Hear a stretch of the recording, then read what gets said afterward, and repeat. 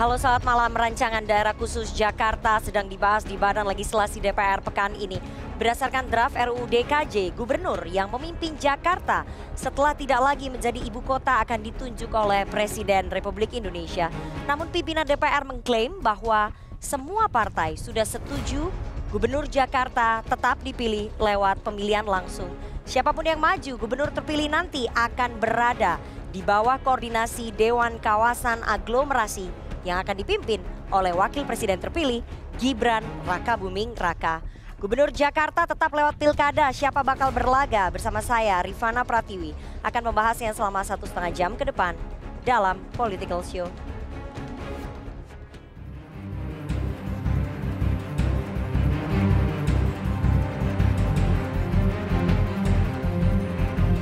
Kalau Ridwan Kamil doang mah gampang lah lawannya. Sombong amat.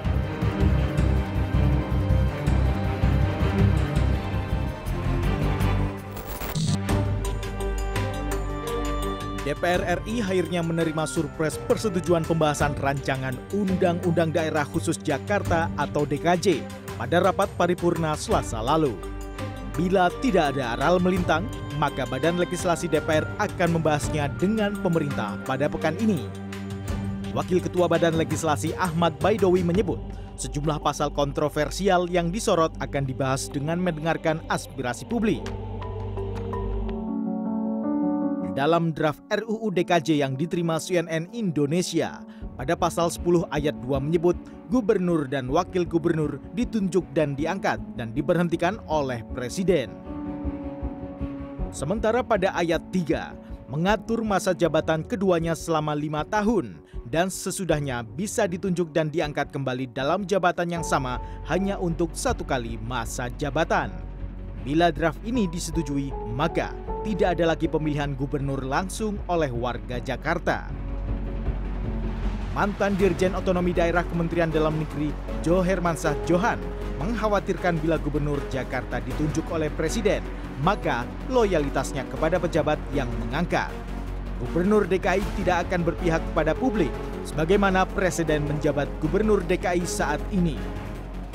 Kalau dia pemilihan langsung, maka legitimasi gubernur itu kuat, ya, sehingga dia akan berorientasi kepada kepentingan publik masyarakat Jakarta. Tapi kalau dia diangkat, itu namanya appointed, ya, bukan elected, maka dia itu akan tunduk taat loyal kepada pejabat yang mengangkat, ya, dan akan menerima arahan-arahan dari pejabat yang mengangkat. Dan dia tidak akan berpihak sama sekali kepada publik. Dan itu sudah bisa kita ketahui, banyak PJ-PJ itu yang diangkat oleh presiden, itu adalah loyalitasnya kepada presiden. Wakil Ketua DPR RI Sufmi Dasko Ahmad mengklaim, RUU DKJ akan memperhatikan aspirasi masyarakat termasuk terkait pasal kontroversial penunjukan gubernur Jakarta oleh presiden. Ketua Harian DPP Gerindra itu menyebut, partainya juga menolak jika pemilihan gubernur, wakil gubernur menggunakan metode aklamasi. Dasko mengklaim semua partai politik di DPR sebelum reses juga telah menyetujui pemilihan gubernur dan wakil gubernur Jakarta tetap melalui pemilihan langsung. Ya kan kita sudah sepakat dengan pemerintah, bukan hanya Gerindra. Seluruh partai politik sudah sepakat dengan pemerintah sebelum reses bahwa untuk pemimpin daerah khusus Jakarta itu dipilih melalui pilkada. Namun bila memang nanti gubernur Jakarta tetap dipilih lewat mekanisme pilkada, ada perubahan dalam tata kelola pemerintahan di rezim RUU DKJ. Gubernur Jakarta diperkirakan akan tunduk pada Dewan Kawasan Aglomerasi. Kawasan aglomerasi mencakup minimal wilayah Provinsi DKJ, Kabupaten Bogor, Kabupaten Tangerang, Kabupaten Bekasi, Kabupaten Cianjur, Kota Bogor, Kota Depok, Kota Tangerang, Kota Tangerang Selatan, dan Kota Bekasi. Dewan Kawasan Aglomerasi bertugas mengkoordinasikan penyelenggaraan penataan ruang kawasan strategis nasional pada kawasan aglomerasi dan dipimpin oleh Wakil Presiden. Artinya, bila RUU DKJ disahkan, pada pemerintahan selanjutnya, maka Gibran Rakabuming Raka sebagai wakil presiden terpilih setidaknya versi hitung cepat berpeluang memimpin kawasan aglomerasi ini. Tim Liputan CNN Indonesia.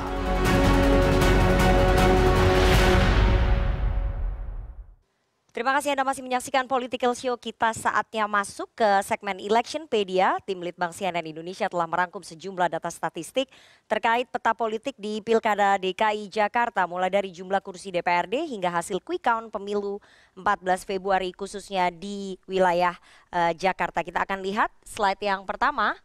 Ini adalah perolehan quick count partai politik di DKI Jakarta yang kita dapatkan dari sumbernya lembaga Poltreking Indonesia. Ini quick count ya, bukan hasil resmi dari KPU ya. Poltreking Indonesia melakukan quick count pada tanggal 14 Februari 2024. Saya akan sebutkan PKB di DKI mendapatkan 6%, Gerindra 11,59%, kemudian PDI Perjuangan 16,13%, kemudian Golkar 9,82%, Nasdem 7,58%, Partai Buruh 1,04%, Gelora 0,83%, PKS naik cukup signifikan 18,07%, kemudian PKN 0,23%, Hanura 0,31%, kemudian Garuda 0,25%, PAN 6,44%, PBB 0,21%, Demokrat turun di 5,80%, PSI juga naik cukup signifikan 9,49%,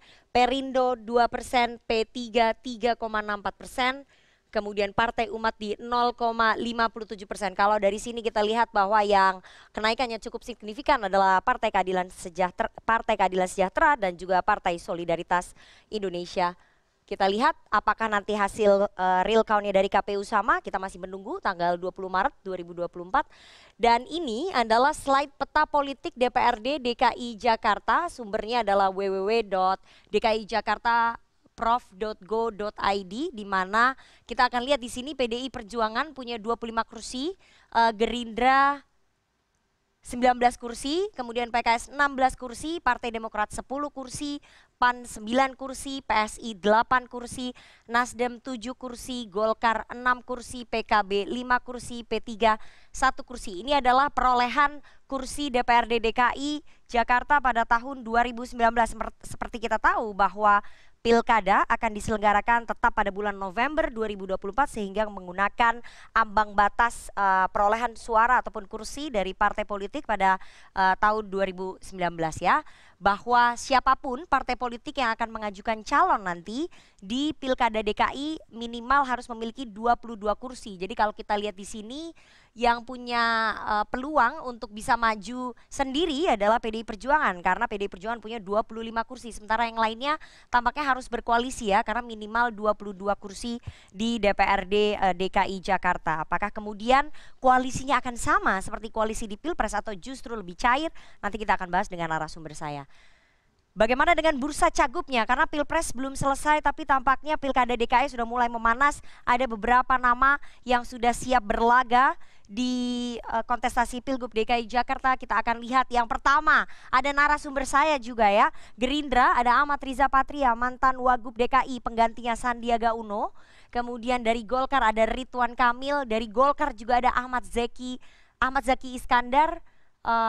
Tapi Ahmad Zaki kayaknya nggak masuk nih ya di DPR RI. Apakah masih punya chance untuk bisa maju di kontestasi Pilgub DKI? Karena di Pileg aja gagal, apalagi di Pilkada nanti pasti Golkar akan mempertimbangkan itu. Kemudian ada Nasdem Ahmad Sahroni dan juga PDI Perjuangan Basuki Cahayapurnama. Apakah kemudian akan kembali berlaga di kontestasi Pilgub DKI? Nanti kita akan bahas bersama dengan para narasumber saya yang ada di studio hari ini. Hebat-hebat semuanya, sudah mulai memanas. Koalisinya akan sama seperti koalisi Pilpres atau justru bisa berbeda? Kita harus jeda terlebih dahulu. Kita akan bahas sesaat lagi, tetap di Political Show.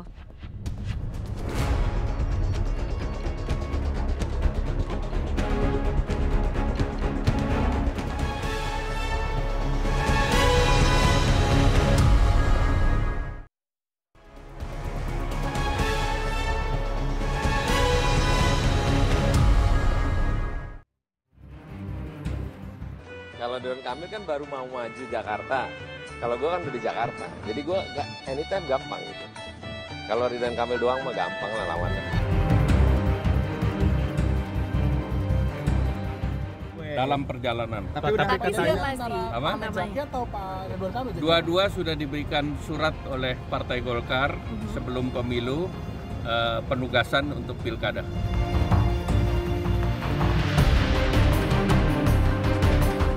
Oh itu masih lama, mungkin dalam 6 bulan. Tapi ada rencana itu kalau dicalonkan. Ada pertimbangan.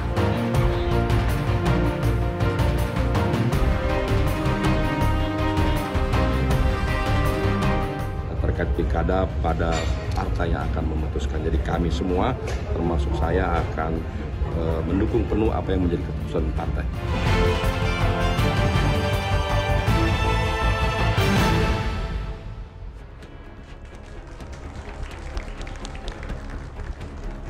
Terima kasih Anda masih bersama kami di Political Show. Rancangan daerah khusus Jakarta sedang dibahas di Badan Legislasi DPR pekan ini. Berdasarkan draft RUU DKJ, gubernur yang memimpin Jakarta setelah tak lagi menjadi ibu kota akan ditunjuk oleh Presiden Republik Indonesia. Namun pimpinan DPR mengklaim bahwa semua partai sudah setuju gubernur Jakarta tetap dipilih lewat pemilihan langsung. Siapapun yang maju, gubernur terpilih nanti akan berada di bawah koordinasi Dewan Kawasan Aglomerasi yang akan dipimpin oleh Wakil Presiden terpilih, Gibran Rakabuming Raka. Gubernur Jakarta tetap lewat pilkada, siapa bakal berlaga? Malam ini kita akan membahasnya dengan narasumber yang sudah hadir di studio. Satu persatu saya perkenalkan dari yang paling kanan ada Direktur Eksekutif Parameter Politik Indonesia, Mas Adi Praitno. Selamat malam Mas Adi. Selamat malam Rifana. Oke, ada juga Ketua Fraksi Nasdem DPRD DKI Jakarta, Wibi Andrino. Selamat malam Mas Wibi. Malam nak. Oke, ada politisi PKS yang akan maju juga di Pilgub DKI. Saya langsung aja ya ngomong gitu ya, Mardhani Alisera. Selamat malam Pak Mardhani. Malam lah, Oke. dan bikin isu. Ya nggak apa dong, kan PKS suaranya paling tinggi di DPR di DKI. Amin, Jadi amin. pasti akan maju nih kayaknya. Ini juga yang mungkin akan maju. Tadi udah ada namanya di bursa Cagup. Ada ketua DPD. Isu juga ini. Nggak ada, tadi udah ada di bursa. Itu kan pendapat Nana. Ya nggak apa-apa, itu suara-suara yang muncul itu. Ketua DPD Gerindra DKI Jakarta, Keren. Bang Ahmad Riza Patria. Selamat malam Bang Riza, sekaligus mantan Wagub DKI. Oke, waalaikumsalam. Ada Waketum Partai Golkar, Bang Erwin Aksa. Selamat malam Bang Erwin. Oke, mau maju gak di Pilgub Calon DKI? juga ini. Nggak ada di foto. Oh nggak ada di foto, nanti kita bahas. Karena semua yang hadir di sini kayaknya semuanya akan maju di kontestasi Pilkada DKI Jakarta. Saya senang banget nih malam ini, oke? Sebelum saya mulai dialog kita pada malam hari ini, saya akan putarkan dulu nih pernyataan penting dari Wakil Ketua DPR Sufmi Dasko Ahmad soal draft RUU DKJ, soal gubernur nih akan dipilih presiden atau kembali lewat pemilihan langsung. Kita dengarkan sama-sama. Kita sudah sepakat dengan pemerintah, bukan hanya Gerindra. Seluruh partai politik sudah sepakat dengan pemerintah sebelum reses bahwa untuk pemimpin daerah khusus Jakarta itu dipilih melalui pilkada. Oke, saya mau ke Bang Riza dulu ya. Bang Riza, karena tadi yang menyebut adalah Ketua Harian Partai Gerindra sekaligus Wakil Ketua DPR Sufmi Dasko Ahmad. Jadi di dalam draft RUU DKJ yang kami terima itu masih tertulis bahwa Gubernur DKI dipilih oleh Presiden berdasarkan masukan dari DPRD DKI, bukan melalui pilkada langsung. Ya itu kan. Jadi sebenarnya sikapnya Gerindra ini gimana nih? Ya oke. Yang pertama saya mengucapkan dulu nih selamat Hari Nyepi bagi masyarakat Hindu yang merayakan hari ini dan juga umat Muslim yang menunaikan ibadah Ramadan. Ya.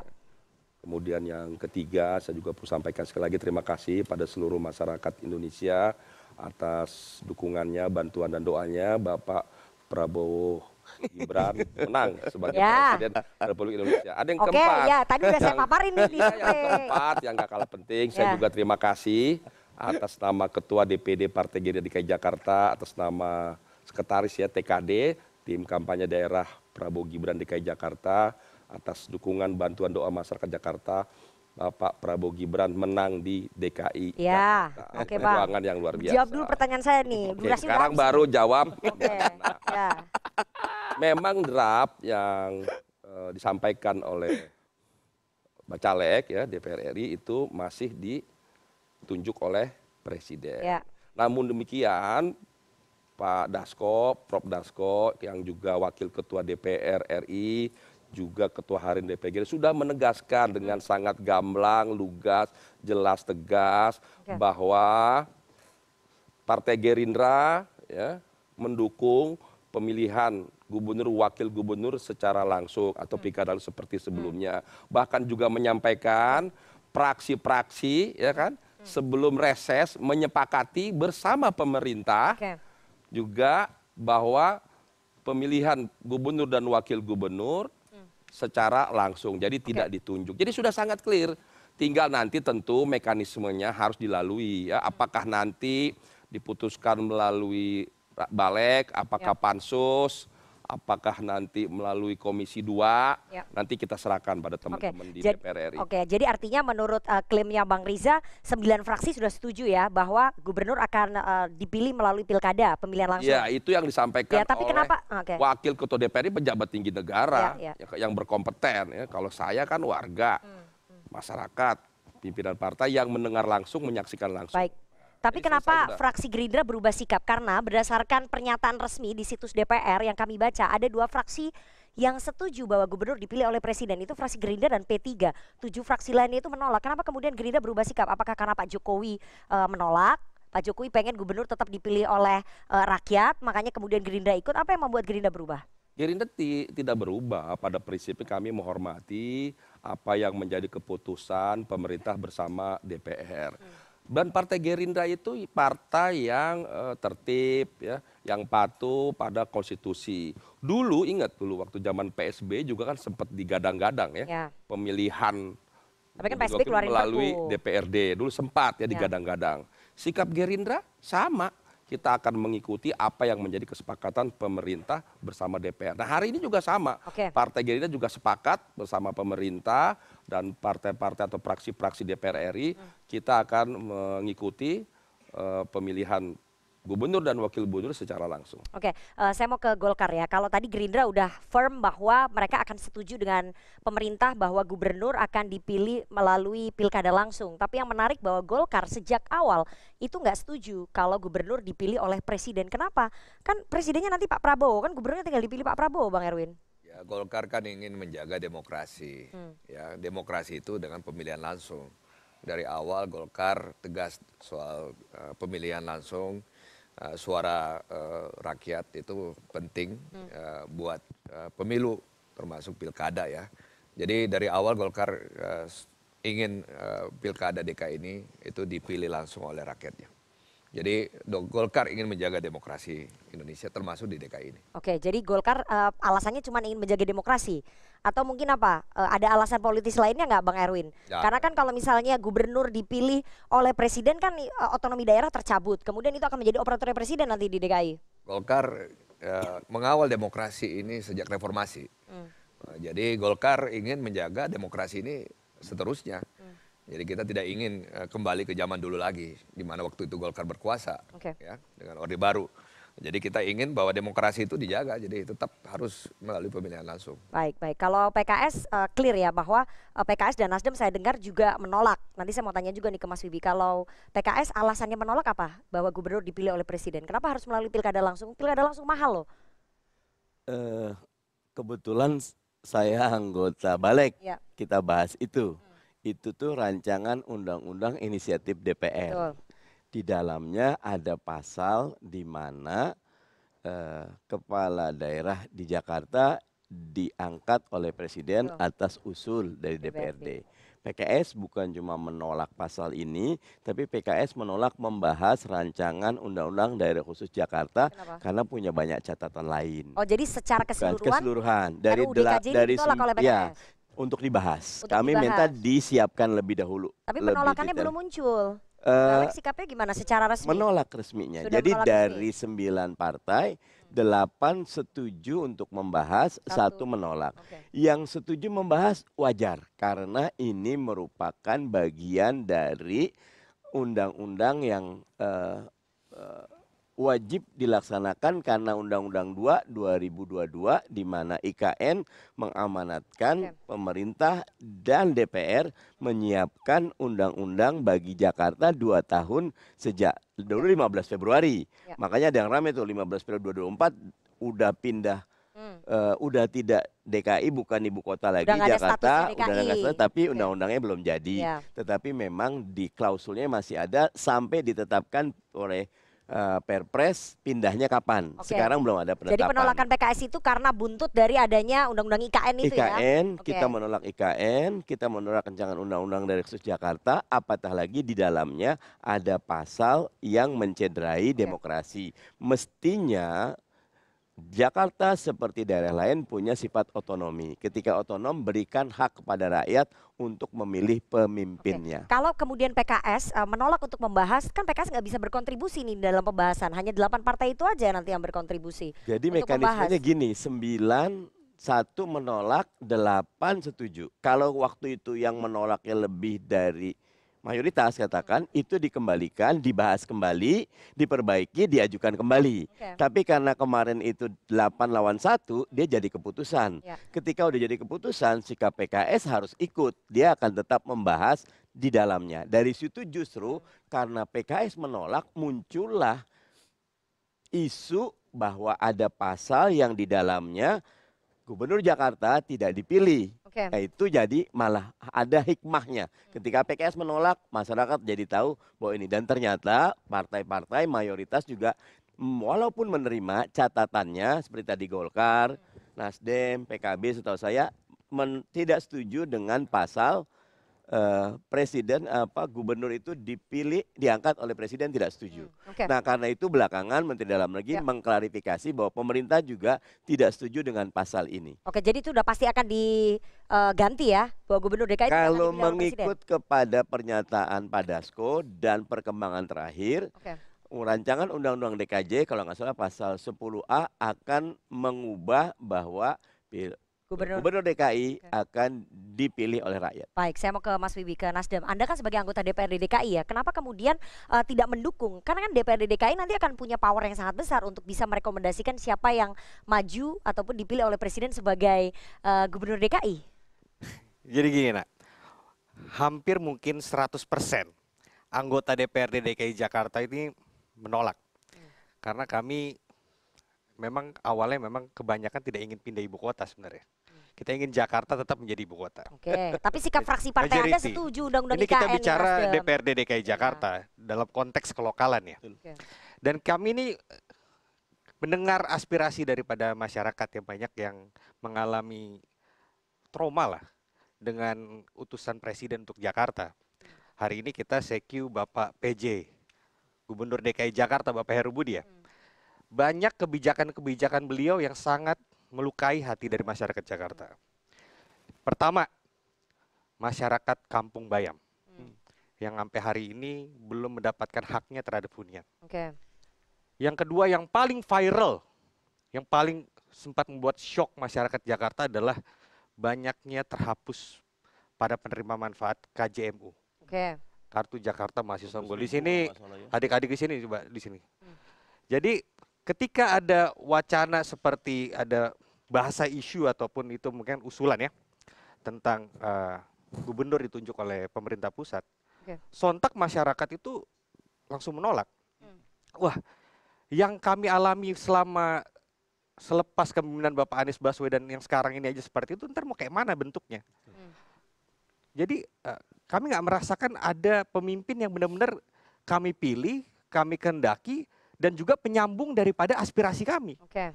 Jadi jangan sampai itu terjadi kembali. Jadi kita di DPRD DKI Jakarta bukan masalah kita keren-keren kita punya power yang absolut.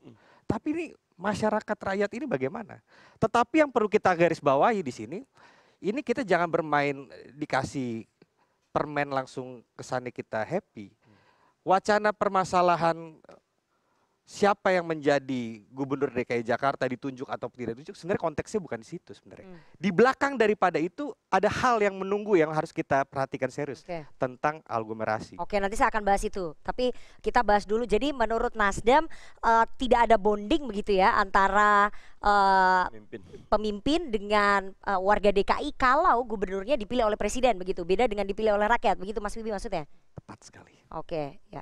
Saya mau ke Mas Adi Pray. Mas Adi Pray, melihat komposisinya ya, Anda yakin nggak bahwa nanti akan kembali, meskipun di draftnya kita lihat draft RUU DKJ disebutkan masih tetap gubernur dipilih oleh presiden. Tapi kalau melihat petanya, pernyataan Pak Dasko tadi, itu akan berubah atau gimana? Saya tipikal orang yang tidak terlampau percaya pada statement politisi itu 100%. Karena kalau mau dibagi dua, statement politisi itu kan suka 50-50, kadang benar, kadang dia itu bertentangan dengan logika publik. Sepanjang undang-undang ini tidak disahkan secara aklamatif, sepanjang itu juga saya termasuk yang cukup ragu bahwa Gubernur Jakarta itu akan dipilih secara langsung. Saya mengikuti persis waktu Mahkamah Konstitusi memutuskan satu persatu gugatan soal ambang batas umur ya. Semuanya itu ditolak, 1, 2, 3, 4 ditolak. Yang kelima disetujui. Saya sempat WA Rifana, saya bilang ini ambang batas ditolak. Kata Rifana, nanti dulu Mas, ada pasal yang terang. Ya, itu pasal yang penting ya. Itu artinya apa? Bahwa segala urusan politik di kita ini kan mirip-mirip fatwa ulama kita lah yang sering diomongkan di pesantren. Kun fayakun.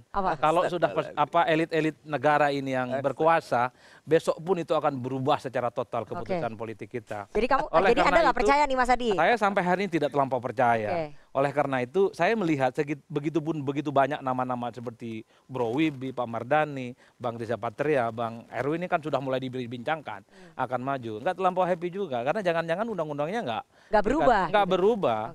Ini yang sepertinya membuat begitu banyak orang wait and see. Tapi ala kulihal lah, saya sebagai orang yang agak lama mengikuti pemilihan pilkada secara langsung ya. Apapun judulnya saya kira memang gubernur itu harus dipilih secara langsung. Bupati, wali kota juga harus dipilih secara langsung. SBY di masa akhir jabatan kekuasaan politiknya yang kedua sempat memang mengeluarkan undang-undang ya di mana kepala daerah itu dipilih oleh DPRD, tapi kemudian ada keputusan presiden yang dikeluarkan membatalkan itu. Saya tidak mau bahwa kekuasaan politik kita yang sudah berjalan cukup matang, konsolidatif, di mana rakyat bisa berinteraksi secara langsung dengan pemimpinnya, ini kembali ke zaman jahiliyah gitu ya. Jadi menurut Mas Adi apa ya motif politiknya ketika rancangan itu muncul gubernur harus dipilih oleh presiden? Siapa yang punya desain politik ini menurut Anda? Siapa yang punya kepentingan itu? Ya elit, siapa lagi? Yang jelas ini bukan untuk kepentingan rakyat, kepentingan elit. Kepentingan elit itu banyak, bisa elit-elit partai atau konglomerasi. Saya menyebutnya bukan aglomerasi, tapi konglomerasi. Karena ini kan adalah kawasan-kawasan yang sebenarnya menurut kajian kita akan begitu banyak memunculkan oligarki-oligarki baru kan antar kawasan yang dibangun. Tapi di atas segala-galanya bagi kita, apapun judulnya, sekalipun demokrasi itu menyebalkan, sekalipun demokrasi itu berbiaya mahal, janganlah gubernur Jakarta itu dipilih oleh DPRD ya. Tapi saya selalu berharap biarlah rakyat yang memilih. Baik buruknya negara ini, baik buruknya Jakarta, tentu warga Jakarta lah yang tahu, bukan yang lain. Oke, mantep banget nih. Jadi itu khotbah pengantar sholat puasa malam. Oke. Karena Mas Adi sama Mas Wibi tadi udah bahas ya soal wilayah aglomerasi karena kita percaya dulu nih dengan pernyataan Bang Erwin, Bang Riza, Pak Mardani, Mas Wibi bahwa Gubernur DKI akan dipilih secara langsung bukan oleh presiden. Tapi ada poin yang sangat krusial, salah satu pasal tuh menyebutkan bahwa kawasan aglomerasi Jabodetabek dan Tangsel itu akan dipimpin dan dibentuk Dewan Kawasan Aglomerasi yang dipimpin oleh Wapres Republik Indonesia. Ini baru pertama terjadi. Saya mau nanya ke Mas Wibi dulu karena tadi Anda yang mengangkat ini ya. Menurut Anda ini bentuk penguatan kewenangan Wapres atau memang ada motif politik pembagian kekuasaan aja ketika Wapres dapat posisi Dewan Kawasan Aglomerasi menguasai ataupun memimpin Jabodetabek? Mungkin yang tahu itu Pak Prabowo ya sebagai kalau misalnya beliau nanti secara definitif terpilih ya. Kan kita mesti menunggu juga keputusan dari KPU, kita hargai itu semua. Tapi bila mana memang Pak Prabowo yang terpilih, pasti itu domain beliau untuk menunjuk siapapun. Mau itu Wapres, Menko maupun siapapun untuk menjadi Ketua Dewan Pengarah DKI Jakarta. Tetapi yang menjadi concern saya adalah kepedulian saya tentang kepentingan rakyat kecil. Seandainya desain ini terbangun, aglomerasi ini sebenarnya siapa yang paling diuntungkan dengan skema ini? Apakah seperti kata Bang Adi tentang konglomerasi itu, tentang paus-paus bisnis, taipan-taipan bisnis yang akan menguasai tata ruang di sekitaran Jakarta? Ini kan bisnis tanah juga pasti akan meningkat di sini. Dan apalagi dipimpin Wapres. Dan lebih gampang aksesnya apa gimana? Pastinya tugas saya sebagai anggota DPRD DKI Jakarta makin keras lagi untuk memperhatikan ini semua, melihat ini semua, mengkritisi ini semua, menjaga koridor-koridor kepentingan rakyat supaya nggak semakin terpinggirkan. Saya khawatir tentang kependudukan ya terutama ya. Bagaimana nanti rakyat-rakyat kecil yang tadinya mungkin pada masa pemerintahan Bapak Anies, orang-orang kumuh ini, kampung-kampung kumuh ini dibikin tidak kumuh lagi, dibikin rapi. Tapi mungkin bisa lama-lama mungkin tergeser dan mesti keluar dari wilayah aglomerasi. Tapi kan ini nanti kawasan aglomerasi ini akan dipimpin oleh Wapres. Artinya pemerintah pusat punya banyak waktu, punya banyak energi untuk memperhatikan Jabodetabek. pasti anggarannya juga jauh lebih besar, mengurangi beban seorang gubernur. Bukankah itu menjadi lebih baik, Mas Widi? Terkait dengan aglomerasi ini kan pasti untuk percepatan ekonomi ya. Tetapi yang perlu kita perhatikan, dengan meningkatnya ekonomi ini pasti ada ketimpangan-ketimpangan baru. Nah, hal-hal variabel ini harus diperhatikan serius. Jangan sampai nanti kita saling memakan di sini. Ketika ada pembangunan yang begitu pesat di DKI Jakarta, orang-orang yang marginal ini posisi seperti mana? Nah, posisi Nasdem tetap tegak untuk membela kepentingan rakyat kecil. Oke, tapi Nasdem nggak masalah ya kalau kawasan aglomerasi dipimpin oleh Wapres?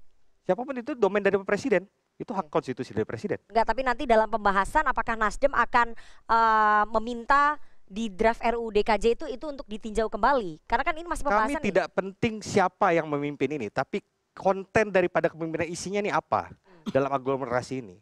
Jadi kepentingan rakyatlah yang utama yang kami jaga. Oke, ya saya mau ke Pak Mardhani. Pak Mardhani, Anda melihat bahwa kawasan aglomerasi ini memang sengaja dibuat sebagai hadiah pembagian kekuasaan antara presiden dan juga wapres, karena ini baru pertama loh wapres memimpin kawasan aglomerasi. Iya, karena bulan Ramadan jangan suuzon dulu. Oke, ini belum masuk bulan Ramadan nih, Ramadannya besok Pak Belum Mardhani. masuk, kalau dalam Islam maghrib tuh udah Ramadan, nak. Iya, gimana? Ngajarin Ustadz. Jadi gini, ini kebetulan lagi-lagi ini tuh domainnya Komisi 2, saya di Komisi 2, tapi dibahasnya di Balik, saya di Balik juga. Saya terlibat dari awal sampai akhir, termasuk dengan tim Kementerian Dalam Negeri. Jadi, kita bahas aglomerasi ya. Selama ini ada harapan, kan gini, Jakarta pengen jadi kota global. Nah kalau kota global, dia harus kompetitif. Dia harus punya fasilitas yang mencukupi, dia harus punya daya dukung yang mencukupi. Selama ini Jakarta mau berkembang sangat tergantung kepada kota-kota satelit. Misal masalah banjir, nggak bisa Jakarta selesai, kecuali Depok diurusin, sampai Bogor dan Cianjur diberesin, karena itu emang jalurnya. Selama ini kita punya Transjakarta, ini teknokratis dulu ya, belum politis. Punya Transjakarta, kalau ke timur mentok di Cakung, nggak bisa ke Bekasi karena itu bukan domainnya Pemda. Teknisnya baik, teknisnya baik, biar seluruh layanan itu tidak cuma terpusat di Jakarta, tetapi bisa ke tempat lain. Itu yang terjadi di Tokyo. The Greater Tokyo itu bahkan lebih besar, 30 juta lebih gitu. Itu kereta tuh bisa kemana aja sehingga seamless, orang kemana-mana bisa. Niatnya baik, niatnya baik. Tetapi di setiap niat baik, kalau ikut Adi Pray gitu loh ya, power tend to corrupt. Kita harus hati-hati di sisi politisnya. Yang pertama saya tidak mau seuzon. Tidak mau seuzonnya gini, ini karena desain ini di zaman kepemimpinan Pak Jokowi. Tetapi biasa kok bahwa ada wakil presiden dapat tugas khusus. Contohnya Pak Ma'ruf Amin tugas khususnya Otsus Papua itu dijaga oleh Kiai Ma'ruf Amin. Ekonomi syariah dijaga oleh Kiai Ma'ruf Amin. Tapi itu diberikan oleh presiden. Yang aneh di sini sebelum presiden dilantik, karena ini dibuat bukan zamannya Pak Prabowo ya, itu udah dipotong bahwa nanti Pak Prabowo harus ngikut undang-undang. Walau karena tugas presiden melaksanakan undang-undang. Kalau undang-undangnya dibilang aglomerasi ini dipimpin wakil presiden, Pak Prabowo nggak bisa bilang nggak boleh kecuali diajukan untuk merevisi undang-undang ini. Artinya ada sesuatu yang tidak etis. Mestinya kawasan aglomerasi itu diserahkan kepada presiden untuk menunjuk siapa. Walaupun saya bincang dengan tim Kementerian Dalam, kenapa harus wakil presiden? Pak Mardhani, kalau kita serahkan ke menteri, ini tuh problemnya kompleks. Bukan cuma Kementerian PUPR, ada Kementerian Keuangan di sini, ada Kementerian Pertanahan di sini, ada Kementerian Bappenas di sini, ada bagaimana desainnya. Kalau Wapres, maka seluruh sekat-sekat kementerian itu bisa selesai. Sehingga betul-betul niat baiknya ada. Tetapi bahwa itu dipimpin oleh Wapres, wajar juga. Tapi dari situ ada kepentingan karena Lee Ka-shing, salah satu orang terkaya di Hong Kong itu, kenapa bisa terkaya? Karena dia punya jejaring MRT yang MRT nomor 2, nomor 1 dia TOD Transit of Development. Pokoknya apartemen-apartemen yang ada di sekitar LRT, wah itu udah duit yang paling banyak. Jadi ada kemungkinan bilang bahwa ada kepentingan bisnis di balik. Bisa jadi di balik itu ada kepentingan bisnis masa depan yang cuannya besar sekali. Karena itu wajib untuk kita awasi bersama. Tetapi saya tetap husnuzon karena ini dibuat oleh teman-teman Kemendagri, saya ikut terlibat, teman-teman Kemendagri bilang ini memang dalam rangka. Pak Mardhani, mungkin saya ingat. Di samping LRT Bekasi itu udah banyak sekali itu sekarang apartemen-apartemen yang dan rata-rata namanya milik sesuatu tuh. Betul. Mulai yang Jadi ini terjangkau mengacu hingga yang kepentingan tidak bisnis terjangkau. ya? Ada peluang, Jadi tapi ini memang sengaja dibuat karena untuk mengakomodasi kepentingan bisnis tadi. wajar juga sih orang memang akan melihat ketika kita membesar, maka dia akan tinggal di sekitar di mana transportasi. Nah, dengan dipusatkan di wakil presiden, buat saya ini tidak etis. Mestinya serahkan kepada presiden yang akan datang, siapa yang akan ditunjuk untuk Oke, ini kepentingan memimpin bisnis ini kawasan. mengacu ke siapa sih? Mengacu ke keluarganya Pak Jokowi, Anda mau bilang begitu? Enggak juga, karena juga. ketika itu belum ketahuan kok. Oke. Boleh jadi Anies yang menang. Oke. Boleh Tapi saya jadi mau tanya Ganjar ya. yang menang kok. Oke, untuk Tapi memimpin tetap kawasan. buat saya Oke. tidak etis karena kekuasaan presiden sudah dipotong. Ya. Karena tetap kepala eksekutif adalah presiden. Mestinya seperti Bibi bilang, itu haknya presiden. Oke, tapi yang akan terpilih nanti. Oke, tapi kalau dilihat untuk memimpin kawasan aglomerasi, apakah seorang Gibran Rakabuming Raka itu punya kapasitas yang mumpuni? Kan belum ditetapkan, tunggu 20 Ya kalau kita Maret. melihat kalau ke hasil hitung cepat Pak Mardhani. Kalau saya tetap melihat niatnya adalah ketika dia wakil presiden, maka dia bisa membuat sekat-sekat yang membuat Jakarta tidak bisa bertumbuh berkembang menjadi satu kawasan yang sangat layak untuk menjadi kota global. Karena gini, di ranking City of the Globe, di seluruh Indonesia cuma Jakarta yang bisa compete dengan Kuala Lumpur, dengan Bangkok, dengan Manila. Dan karena itu memang ketika tidak lagi jadi ibu kota, memang kompetitif advantage-nya harus diperkuat. Oke, baik, saya mau ke Bang Riza. Bang Riza, ada tudingan bahwa ada motif kepentingan bisnis sehingga ada desain di dalam RUU DKJ ini yang mengakomodasi kepentingan bisnis tadi dan pembagian kekuasaan antara presiden dan wapres saat ini mengacu ke hitung cepat. Presidennya adalah capres Anda dan cawapresnya ada itu adalah cawapres presidennya disuruh ke IKN, cawapresnya disuruh ke Jabodetabek. Ya, ada isu ya, gitu itu tuh gimana tuh? Itu silakan, semua boleh berpendapat, kita demokrasi ya. Tapi karena di Ramadan kita mulai dari yang sejuk dan berhuzon, prasangka baik. Jadi yang pertama, kebetulan saya sama Mas Mardhani Alisera, saya juga pimpinan wakil ketua Komisi 2. Ya, termasuk ngurusin ibu kota. Kemudian yang kedua, saya kebetulan sempat alhamdulillah 2,5 tahun jadi wakil gubernur. Iya, udah pada tahu ini orang-orang. Durasi kita udah mau habis. Nana galak banget dah. Ya Rinazullah, orang mau kampanye. Kalian kampanye ya. Ya kan? Itu sempat dibahas. Jadi selama ini Nana, tadi saya nggak ulang lagi, Mas Baradu selesaikan masalah banjir, saya tambahkan masalah macet, masalah polusi udara dan sebagainya tidak mudah ya. Terkait sama Jabodetabek nih saya sebut, makanya disebutlah kawasan aglomerasi itu. Jadi ingin agar transportasinya terintegrasi, masalah banjir transportasi terintegrasi, beberapa kebijakan telah dibuat seperti LRT, MRT. Ya itu tadi kepentingan bisnis tadi gimana? Kemudian juga masalah polusi juga akan diatur. Kemudian ketiga tadi masalah banjir sudah dibuat itu Menteri PUPR buat waduk di Cimahi dan di Ciawi. Jadi harus integrasi, kemudian dan sebagainya banyak sekali ya. Jadi saya kira sudah dibuat, sudah disusun, sudah dilaksanakan, namun memang belum sempurna dan belum selesai. Saya ingat betul saya rapat dengan Menko, dengan beberapa menteri, itu membahas ini semua. Niat baik daripada RUU DKJ ini saya kira baik, Mas Ali Mardhani sudah menjelaskan tadi, bahwa betul supaya tidak ada lagi sekat-sekat antara bupati, gubernur, dan antar menteri termasuk, ada baiknya dipimpin oleh pejabat yang lebih tinggi lagi. Tapi kan ini harusnya presiden yang menentukan, tapi presiden akhirnya mengikuti undang-undang. Artinya begitu. Nah terkait siapa yang memimpin, itulah biar menjadi kebijakan pemerintah. Tapi di undang-undang udah tertulis ya, loh. di undang-undang itu kan draft sebelumnya niatnya baik membagi tugas antara presiden dan wakil presiden. Berarti presidennya di IKN, wapresnya di Jabodetabek. Tidak begitu juga. Ya gimana dong? Jadi itu istananya mahal banget loh di IKN itu. Presiden dan wakil Gede presiden banget Pak Jokowi. itu satu kesatuan ya. Presiden dan wakil presiden terpilih. Jadi nanti biarlah kita serahkan kepada presiden terpilih yang dilantik nanti. Tentu Pak Prabowo dengan Mas Gibran dan seluruh jajaran kan akan presiden harus mengambil mengikuti aturan undang-undang, Bang. Ya, kalau undang-undangnya bilang ini baru kawasan draft. aglomerasi dipimpin wapres. Betul, ini undang-undangnya sekali lagi baru di draft. Udah mulai karena beda ini transisi ya. Oh, jadi akan berbeda?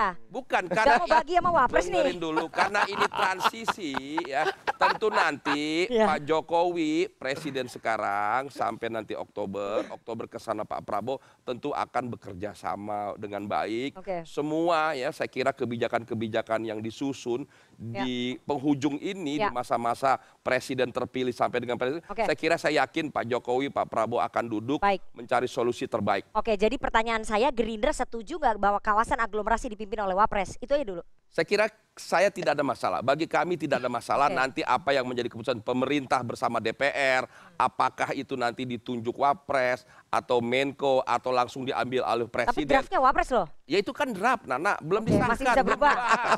Itu baru draft, belum dibahas. Saya serahkan nanti. Tentu Pak Jokowi bersama Pak Prabowo akan duduk membahas banyak. Oh, Pak Jokowi tetap dilibatkan? Loh, ini kan sekarang masih masa Pak Jokowi sampai dengan nanti Oktober. Jadi semua kebijakan sekarang sampai Oktober saya yakin Pak Jokowi luar biasa baik. Soal makan nasi makan siang gratis sudah dibahas di APBN. Bahkan dibahas. Padahal belum ditentukan ya pemenangnya ya oleh KPU ya. Ya sudah, insya Allah sudah menang. Tinggal ditetapkan. Oke, saya harus ke Golkar nih. Kalau saya melihat Gerindra masih ada kegamangan. Gak ada gamang. Antara kawasan aglomerasi bisa dipimpin oleh Wapres atau Presiden. Nanti pembahasan di DPR. Apa yang menjadi keputusan undang-undang. Ya, kan undang-undangnya belum dibuat tadi. Makanya karena belum dibuat kita nggak gamang. Kalau Golkar gimana? Kalau misalnya kawasan aglomerasi dipimpin oleh Wapres. Malam kami rapat pleno. Jadi Ketua Umum sudah menginstruksikan kepada Ketua Komisi 2 ini informasi dari baru Golkar kan untuk mempercepat undang-undang ini. RUU DKJ. Ya, undang-undang ini kan pembahasannya telat. Jadi harus diselesaikan. Jadi bagi Golkar pembahasan ini masih ada di balik. Jadi Komisi 2 membahasnya juga. Ya, jadi pasti ada pembicaraan dan hal-hal yang harus dimusyawarahkan di situ. Kalau saya, sepengetahuan saya, Wapres itu nggak ada SK-nya, nggak ada itu SK Wapres. Nggak ada Kepres, nggak ada Kep Wapres. Jadi gimana tuh? Ya kita kan tahu, ya paman saya dulu pernah Wapres. Jadi Wapres nggak punya kewenangan gitu. Nggak pernah ada namanya Kep Wapres. Tapi kan nanti Presiden bikin Perpres. Yang ada namanya notulen rapat Wapres. Jadi Wapresnya nggak punya kewenangan. Nggak ada wewenang. Makanya ini dikasih wewenang kawasan aglomerasi. Ya kecuali kalau di situ tulis bisa mengeluarkan Kep Wapres. Jadi kalau selama nggak ada Kep Wapres ya namanya rapat koordinasi. Nah, ya, jadi karena Wapres itu namanya sama dengan Menko Plus. Ya, jadi Menko Plus. Jadi wewenangnya hanya bisa membuat notulen rapat. Jadi itu aja. Nggak ada Kep Wapres. Yang ada namanya notulen rapat. Ya, jadi Golkar gimana kalau misalnya nanti kawasan aglomerasi dipimpin Wapres? Bagi Golkar ya bahwasannya perlu koordinasi pusat dan daerah. Itu penting. Karena APBN perlu ada di daerah sini juga, di kawasan sini. Masalah bagaimana yang pimpin itu tadi, siapa yang bisa mengeluarkan keputusan.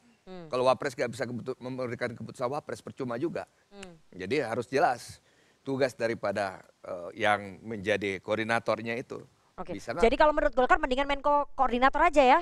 Ya, Menteri saya kira koordinator aja yang mimpin ya? Bisa saja badan, bisa saja apa. Yang penting harus ada bisa mengeluarkan keputusan. Percuma kalau Wapres itu kemudian tidak ada keputusannya. Kayaknya nih. Kan tidak ada namanya kayak Wapres. Jadi mendingan dibentuk badan dipimpin oleh Wapres atau dipimpin oleh Menko. Bagaimana caranya Wapres kayak Wapres ke Menteri Keuangan yang mau keluarin duit, bagaimana? Kan bisa juga. Jadi lebih baik badannya itu dibentuk kemudian dipimpin oleh Menko. Ada kepala badan namanya. Oh, kepala badan sama kayak kepala badan otorita. Sama kan. Jadi Golkar nggak setuju dengan kalau itu dipimpin oleh Wapres. Karena nggak ada namanya kayak Wapres. Nggak ada namanya SK Wapres. Tapi itu kemauannya Pak Jokowi loh. Kenapa? Kemauannya Pak Jokowi ya, bahwa itu draft undang-undang di balik Pak Mardhani yang tahu persis tuh. Jadi kalau selama Wapres tidak bisa mengeluarkan Kep Wapres atau SK Wapres, percuma. Jadi ketika Wapres diberikan kewenangan yang begitu besar menjadi ketua Dewan Aglomerasi itu ya akan percuma aja ya, nggak bisa ngapa-ngapain juga. Nggak ada kayak Wapresnya kan. Nggak punya power apa-apa. Nggak ada powernya itu Wapres itu. Wapres mana ada pernah keluarin keputusan, yang ada notulen rapat. Jadi Golkar akan merekomendasikan bentuk badan aja ya. Badan aja. Terus kemudian dipimpin oleh kepala badan. Itu hasil rapat pleno Golkar ya semalam ya? Bukan, kita ingin percepat. Kita ingin percepat. Oke. Saya mau ke Mas Adi nih terakhir sebelum kita break ya Mas Adi ya. Ini saya melihat belum ada kekompakan nih di koalisi ini soal pembagian kekuasaan. Soalnya Wapres memimpin, benar bahwa Wapres itu kan ya istilahnya dalam tanda kutip ya kerja-kerja seremonial aja gitu loh.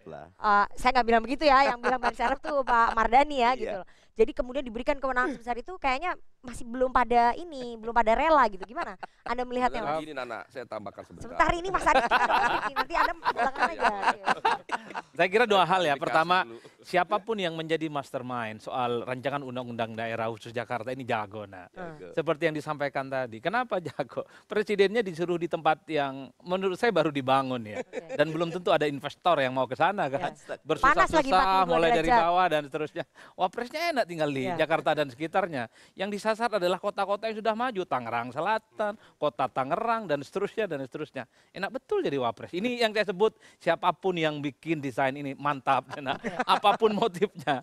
Nah, yang kedua, ini rasa-rasanya memang kalau Bang Riza ini masih tidak berani menyebutkan statement-statementnya yang konfrontatif bahwa ini bukan urusan wapres nantinya yang akan ngurus. Ini kan bagian dari upaya untuk menjaga suasana hati yang suasana hati pendahulunya ya. Ini bagian dari bulan madu yang belum selesai antara Pak Jokowi dan Pak Prabowo. Golkar sudah mulai kelihatan nih. Sudah kelihatan. Kepala badan. Udah mulai kelihatan. Itu nggak ada cerita. Wapres itu keluarkan SK. Itu harus diserikan kepada Batan Rotirta. Apa yang disampaikan oleh Golkar diamini oleh Nasdem dan PKS. Ini kapan dikonkretkan nih? Ini sangat setuju. Karena kalau dipimpin badan ya? Enggak, saya komen. Oke, silakan. Terus gimana, Mas? Saya kira begitu kecenderungannya. Ini bukan soal wapres enggak wapres, tapi persoalan siapa yang memimpin daerah aglomerasi. Belakangan saya menyebut daerah konglomerasi karena akan memunculkan konglo-konglo baru. Ya memang presiden terpilihlah yang harus menentukan dan tentu harus melalui proses politik yang cukup panjang. Terutama di kawan-kawan DPR nantinya. Baik. Bang Rizan mau tambah sedikit? Jadi saya nambahkan Sebentar aja ya. Jadi ini sempat dipimpin oleh Menteri ATR BPN Pak Sofyan Djalil ya. Mungkin itulah sebabnya ditingkatkan lagi. Ini hanya masalah koordinasi, jadi jangan terlalu jauh, jangan Tapi Golkar negatif. tadi bilang pakai badan aja, bentuk badan itu usul, itu bisa, badan bisa. Seperti Mas Mardhani sampaikan juga, ada beberapa masalah di Indonesia ini diserahkan kepada Wapres, masalah ekonomi syariah, ya betul ya. Ada beberapa masalah diserahkan pada Wapres. Otsus Papua. Masalah Otsus Papua juga. Enggak, itu contoh, Pak Maruf Amin sering ke Papua karena itu kewenangan beliau. Jadi saya kira yang bijak adalah, yang paling penting bagaimana Jabotabek ini bisa terintegrasi, masalah banjir teratasi, transportasi teratasi, dan sebagainya. Memang harus dipimpin oleh pejabat yang bisa mengkoordinasikan semua menteri, gubernur, bupati, wali kota. Kira-kira itu. Tapi harus punya kewenangan. Itulah kenapa disebut usulannya Wapres bukan Menko, karena Menko itu juga ada bidangnya. Namun demikian supaya lebih baik, masalah ini substansinya tetap ada pada presiden. Nanti presiden terpilih dengan presiden sekarang Pak Jokowi akan koordinasi. Masalah ini pemerintah dengan DPR koordinasi. Jadi pengennya tetap presiden yang milih ya. Memutuskan bagaimana baiknya masalah Jabotabek. Jadi pengennya tetap presiden yang milih, jadi belum tentu wapres kalau menurut Gerindra. Kita jeda terlebih dahulu. Siapa yang berpeluang berlaga di Pilgub DKI ini lebih panas lagi, tapi kita harus jeda. Tetap bersama kami di Political Show.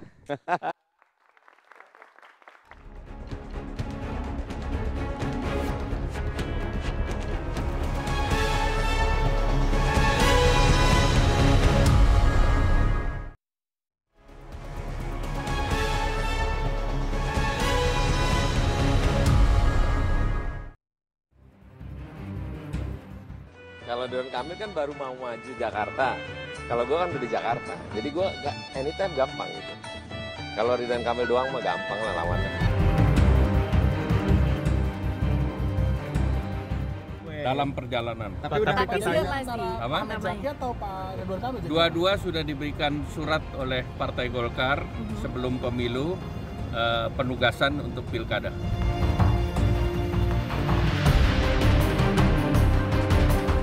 Oh itu masih lama, mungkin dalam 6 bulan. Tapi ada rencana itu, kalau dicalonkan? Ada pertimbangan.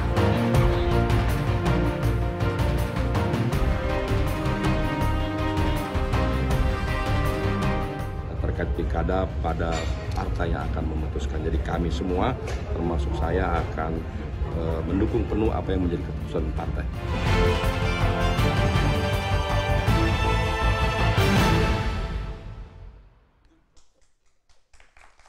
Terima kasih Anda masih bersama kami di Political Show, dan malam ini spesial meskipun pemilunya sudah selesai, tapi kita tetap mengundang suara-suara anak muda. Malam ini bergabung langsung di studio CNN Indonesia BEM Psikologi Universitas Negeri Jakarta. Selamat malam teman-teman dari UNJ.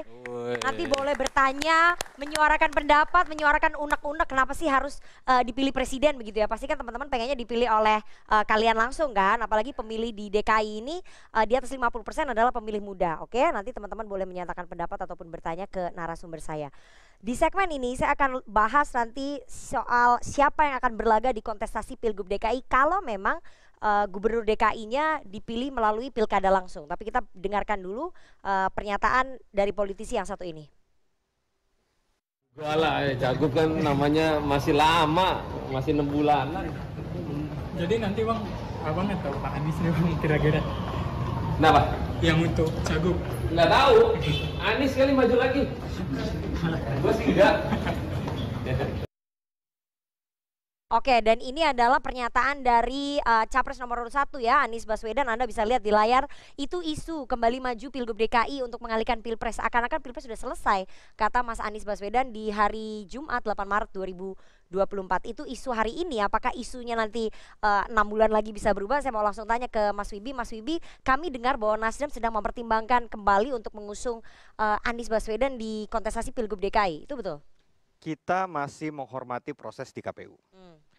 Jadi sebelum itu ditetapkan, posisi Nasdem adalah mengusulkan nama dari internal. Siapa? Yaitu Kakak Ahmad Saroni. Alasannya apa? Rekannya Bang Erwin Aksa di Dapil. Satu dapil. Ya, tentunya Bang Roni punya rekam jejak lah di Jakarta ya. Dia memang anak Priuk asli. Dimana kalau bicara konteks Jakarta ya cukup panjang lah. Dimulai dari bawah. Dan ketika kita bicara City of Dream itu Jakarta, itu adalah wujudnya adalah Ahmad Saroni. From nobody, be somebody. Jadi di situ kita kenapa memberikan kesempatan itu kepada Bang Ahmad Saroni untuk maju di DKI Jakarta. Oke, tapi kan kalau secara elektoral ya di atas kertas itu buat Mas Anies Baswedan diusung kembali itu peluangnya bisa di atas 70% karena pada saat kemarin Pilpres saja Mas Anies nomor 2 setelah Pak Prabowo, dan Pak Prabowo kan sudah menang Pilpres kalau nanti ditetapkan oleh KPU. Artinya kan chance-nya Mas Anies ini di atas 70-80%. Itu akan gampang sebetulnya kalau mengusung Mas Anies di DKI. Di Jakarta ini nggak ada yang gampang. Bang Ariza mungkin tahu, Bang Mardhani juga tahu gitu, gimana sulitnya berkontestasi di Jakarta ya. Jadi siapapun yang nanti bermain di Pilgub DKI Jakarta ini, di sini no man's land. Jadi kalau dibilangin adalah basis tertentu, semua tuh bisa terjadi, berubah spin begitu saja di Jakarta. Jadi untuk Pak Anies maju kembali, kita menghargai proses di KPU itu. Pertama, setelah dari tanggal 20 ketika itu ditetapkan resmi di KPU, tentunya Nasdem punya sikap untuk siapa yang maju di DKI Jakarta, entah itu Pak Anies mungkin maju kembali atau memang kita tetap pada usungan kita Bang Ahmad Saroni. Oke, tapi kan Nasdem nggak bisa mengusung sendiri ya, butuh satu partai lagi. Ini akan tetap mengusung calon ataupun berkoalisi dengan koalisi perubahan atau bisa cair nih nanti? Tentu prioritas kita pada koalisi perubahan ya. Prioritas kita pada koalisi perubahan, di sini ada Bang Mardhani, di sini dari PKS. Tentu kita punya satu bonding, tetap berharap ya, bonding khusus ya masih dengan teman-teman kita di PKB. Kita bisa bersama-sama, tapi tentunya kita juga membuka diri dengan siapapun untuk bergabung dengan kita. Di sini juga ada sahabat yang kawan lama kita, Bang Ariza Patria, Wagub saya ini, di mana beliau juga punya rekam jejak yang luar biasa baik. Berarti bisa membuka sama Gerindra, Nasdem? Sangat terbuka. Oh, berarti cair Nasdem? Sangat terbuka. Dan Bang Erwin Aksa juga sebagai tokoh yang sangat amat terkenal di nasional, pengusaha sukses. Tentunya Jakarta kalau misalnya jadi konglomerasi tadi, butuh seorang Erwin Aksa untuk membangun Jakarta dari sektor bisnis gitu kan. Jadi ya sangat terbuka. Oke, jadi Nasdem nggak akan stick sama koalisi perubahan ya? Prioritas pastinya koalisi perubahan. Tapi terbuka untuk partai di luar itu? Tentu, politik itu kan selalu terbuka. Kita kan silaturahim sama siapa saja. Siapapun yang ingin berbuat untuk Jakarta, selagi itu tidak seperti yang sebelumnya, utusan presiden itu, kita pasti akan bareng-bareng. Oke, saya mau ke PKS Pak Mardhani. Kalau tadi Nasdem masih menunggu hasil ya di tanggal 20 Maret, tapi mereka sudah punya nama Bang Saroni, tapi mungkin Anies akan dipertimbangkan kalau dari PKS, mengingat suara PKS paling tinggi saat ini ya di DPRD DKI, apakah mengusung Anies menjadi salah satu pertimbangan utama bagi PKS? Yang pertama tentu kita melihat Mas Anies Baswedan punya track record 5 tahun memimpin Jakarta, tingkat kepuasannya tinggi sekali. Dan terbukti walaupun kalah sekitar, saya hitung tadi 50.000 aja, 2,9 berapa sama 2,9, kita kalahnya tuh Mas Anies Amin tuh di DKI cuma 50.000. Jakarta Pusat Amin menang, Jakarta Selatan Amin menang, Jakarta Timur Amin menang. Artinya Mas Anies Barat kalah, di barat dan utara kalah tapi tetap dapat ya, nomor 2. Nanti Anda jelasin sebentar nomor lagi 2. Artinya Mas Anies Bangga itu banget. sudah terbukti memimpin dengan baik dan terbukti di Pilpres. Tetapi tetap kita sekarang Koalisi Perubahan fokus untuk mengawal agar di 20 Maret nanti ada keputusan yang tegas dan jelas. Dan jangan lupakan PKS, Nasdem, teman-teman PDIP lagi mengupayakan hak angket. Mudah-mudahan itu bergulir dengan lancar sehingga masyarakat tahu tidak ada kecurangan di balik itu. Hak angket kan nggak mengubah hasil pemilu ya Pak Mardhani ya? Tidak mengubah, tetapi tetap itu bisa membuka kotak Pandora yang bahwa hak angket adalah proses politik di DPR, pilkada kan akan terus jalan terus nih. PKS akan mempertimbangkan Mas Anies? Nah jadi sekarang pendapat pribadi nih ya, pribadi. Siapa yang jadi gubernur DKI kalau nanti kita punya keputusan dipilih oleh rakyat, mungkin 80-90% insya Allah dipilih karena sudah ngobrol kemarin, pemerintah juga, itu Prabowo dan Jokowi gabungan kalau mereka berdua bergabung dan memilih salah satu punya peluang besar karena mereka menang Pilpres, punya sumber daya dan sangat berharap DKI biar inline dengan pemerintah pusat. Jadi? Yang kedua Mas Anies Baswedan. Kalau nanti di 20 Maret sudah Anies penokohan dan ketokohannya luar biasa. Jadi bagi PKS nama pertama yang direkomendasikan adalah Anies. Nanti kalau PKS sangat nunggu Majelis Syuro. Tapi siapapun yang bertarung di Jakarta akan sangat memperhatikan PKS. Karena kita partai yang solid, terbukti menang di Pilkada DKI. Sehingga seperti apa menurut saya setelah 20 Maret, setelah angket akan lebih jelas. Seperti apa komposisinya. Tapi menurut Pak Mardhani kemungkinan besar Mas Anies ya? Atau Pak Mardhani juga? Pak Mardhani suaranya tinggi loh, masa Pak Mardhani nggak mau nyoba di Pilgub? Kalau di PKS kita semua tuh prajurit ya. Kalau disuruh siap tempur, mau suara tinggi, mau suara rendah. Jadi kalau misalnya Nasdem nanti bareng sama PKS gitu, Anies Mardhani mau? Kalau itu keputusan pimpinan, dengan sangat bahagia. Harus mundur loh. Karena teman Nasdem dan teman PKB ini solid sekali kita di Koalisi Perubahan. Ini PKB ya? Jadi PKS, jadi PKS berharapnya kader NU dia. Jadi PKS berharapnya tetap bisa berkoalisi sama Nasdem dan juga PKB. Paling baik Koalisi Perubahan yang sudah berjalan selama ini diteruskan di pilkada-pilkada bisa bersama. Tetapi di PKS untuk pilkada diberi kebebasan. Biasanya teman-teman DPW dulu. Nah, seperti Wibi tadi ya teman-teman DPW PKS lebih dulu. Mereka akan komunikasi, nanti ngajukan karena kita tidak bisa memutuskan dari atas. Teman-teman di bawah perlu didengar aspirasinya. Mungkin di bawah sudah komunikasi dengan Nasdem, dengan PKB, mungkin juga dengan Golkar, mungkin diberikan kebebasan. Nanti dari situ nanti pusat DPP yang akan memutuskan di melalui Majelis Syuro. Oke, saya mau ke Golkar dulu, Bang Erwin. Tadi di bursa cagup sudah ada 2 nama ya. Yang pertama adalah namanya Ridwan Kamil dan juga namanya Ahmad Zaki Iskandar. Tapi dalam pemilu legislatif kemarin nama Zaki Iskandar sebagai ketua DPD bahkan nggak masuk ya, nggak lolos ya. Di pemilu legislatif suaranya kalah sama Anda. Jadi yang kami dengar ya itu memang data ini kampanye banget ini. Ini data saya kan bicara data aja. Perolehan suara bener kan?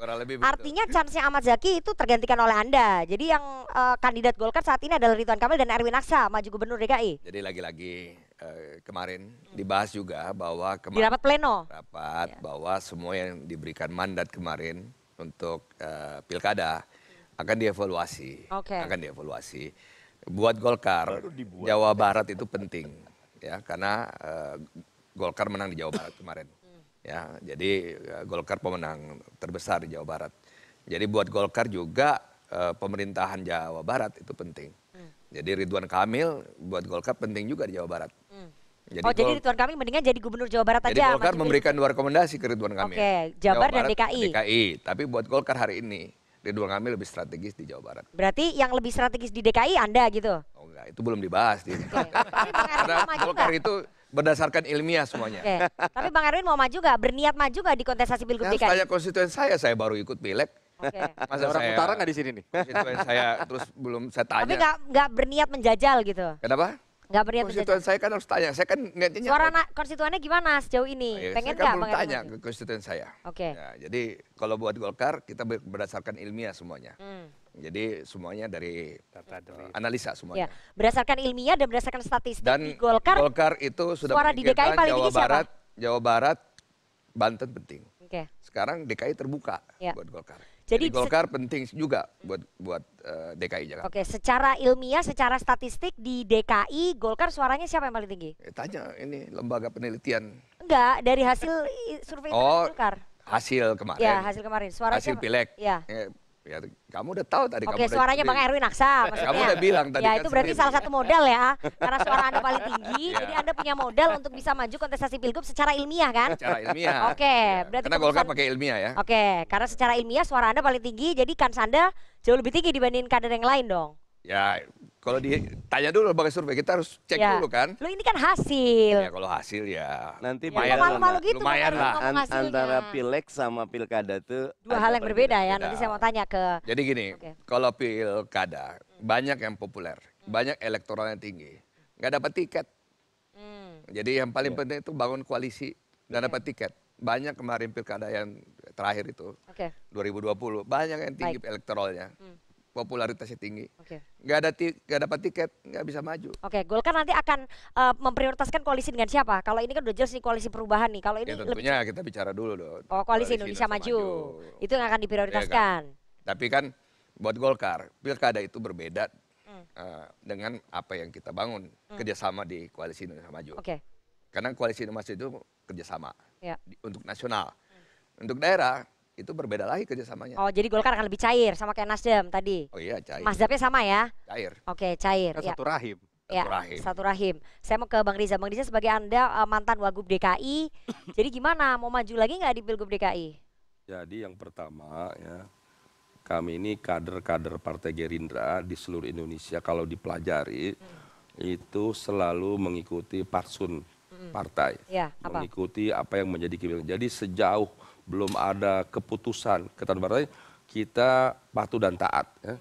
Jadi nggak ada tuh di Partai Gerindra tuh yang genit-genit ya kan, mau jadi calon bupati, wali kota, gubernur, apalagi presiden. Kita mengikuti. Jadi kami patuh dan taat. Jadi nunggu perintah partai. Menunggu perintah partai. Kalau partai memerintahkan, Anda siap nggak? Memerintahkan untuk maju. Kalau partai menunjuk untuk tidak maju ya tidak maju. Jadi kita patuh dan taat. Apalagi saya pribadi juga ya. Sebagai pribadi tidak bijak juga tidak baik kalau kita meminta-minta jabatan ya. Saya dulu di Partai Gerindra ikut mendirikan partai 2009 sudah diminta jadi caleg. Waktu itu bilang saya sama Pak Dasko milih membangun partai tidak nyalek. 2014 maju ditunjuk baru nyalek. Alhamdulillah jadi. 2019 jadi juga. Jadi gubernur juga alhamdulillah, wakil gubernur waktu itu. Nah ini untuk mengulang romantisme dengan Mas Anies gimana nanti? Kira-kira mau nggak nih? Kan yang sebelumnya Anies dengan Riza Patria. Pak Anies kan tadi sudah menjadi calon presiden.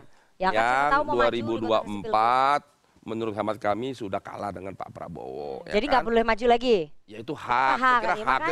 Kita tidak boleh melarang, juga tidak perlu mendorong-dorong. Ya kan tadi Anda semua bilang. kita serahkan pada mekanisme aturan konstitusi yang ada.